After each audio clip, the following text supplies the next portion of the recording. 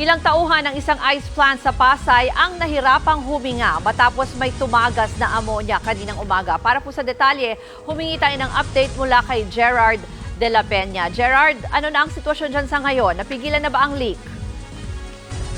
Bandang 9:40 ng umaga na may ulat ang pagtagas ng amonya sa isang planta ng yelo sa Pasay at agad din naman nakahingi ng tulong ang pamunuan ng planta sa mga fire volunteers na nandun lang din sa lugar.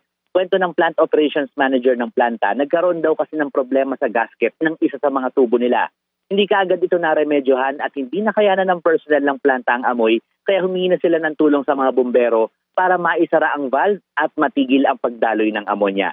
Tinatayang nasa 3 hanggang 5 litrong amonya ang tumagas, kakaunti lang, kaya hindi ito delikado sa kalusugan ng mga makakalanghap nito.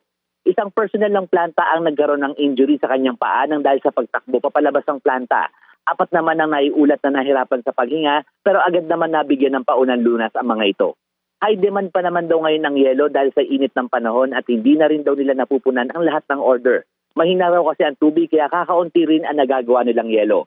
Pero hindi naman daw nila hindi raw sila maaaring makabalik agad sa operasyon hanggang hindi nasisigurong maayos na ang kanilang mga tubo. Sa ngayon, Ruth, ay iniimbestigahan pa rin kung ano yung naging sanhi ng pagtagas ng amonya at sa ngayon ay maayos pa na rin naman ang kalagayan ng mga personnel sa planta ng yelo. Ruth. Gerard, yung sinabi mo kasi kaninang umaga nangyari dyan, ano pang sitwasyon ngayon? Nandiyan ka sa lugar, may naaamoy ka pa ba? Sa ngayon, Ruth, wala na yung mga kawani ng Bureau of Fire Protection at kaninang mga bandang tanghali, pagpunta ko dito, may naamoy pa akong hindi magandang amoy. Pero sa ngayon ay wala na at ang huli nating natanggap na impormasyon ay naagapan na yung tumatagas na tubo.